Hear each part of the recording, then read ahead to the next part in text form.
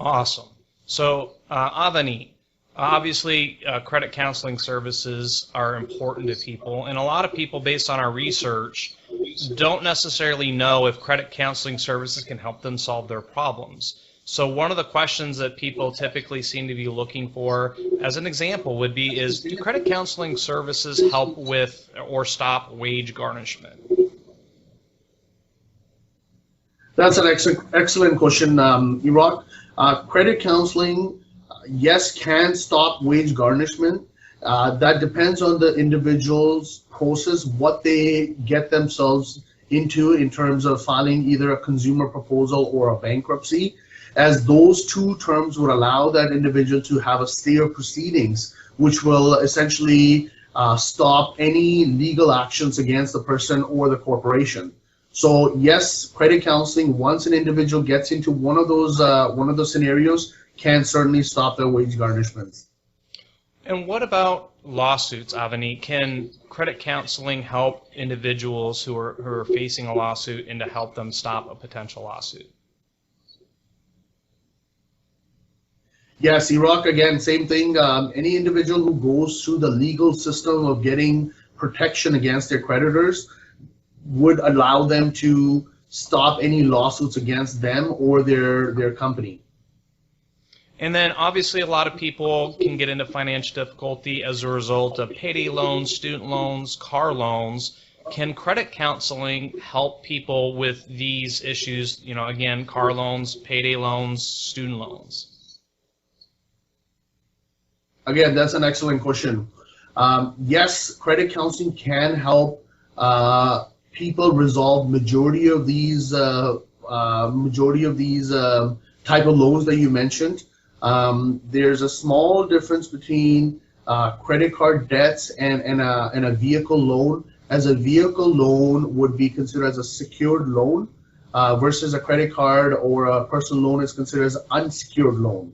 Primary difference is if you've got a secured loan, generally the creditor holds some sort of security, some sort of collateral down from the individual. In the event they default on the commitment to pay back the full amount, the creditor has the right to exercise to go ahead and obtain that piece of asset, that could be a vehicle or any other asset, and liquidate it to recuperate some of their losses. And what about medical bills, Avineet? Can credit counseling help people with their medical bills? Yes, Iraq, absolutely. Medical bills would also be considered as an unsecured debt. And as I mentioned earlier, any unsecured debt can be covered under credit counseling. And then one of the big questions that I would imagine that many Canadian homeowners would be concerned about is, can credit counseling help people with foreclosure? That's an excellent question, Iraq. Foreclosure is a little bit different, as I mentioned with the scenario of a vehicle loan. This is similar to a vehicle loan, as this is also considered as a secured loan. Any mortgages or any lines of credit is locked to an asset, to a house. So if an individual gets into a foreclosure situation where they're not able to keep up their payments, the banks generally give multiple options. That could include with giving the person some time to come up with the funds to bring up the areas up to date. One of the options could be given is also to be able to sell the asset, have the ability to sell it in the today's market value and recuperate some funds back and pay the creditors back. In general, if an individual has had a foreclosure, they were not able to fulfill their commitment to the creditor, paying back the full amount, and the creditor has gone through a sale of their asset.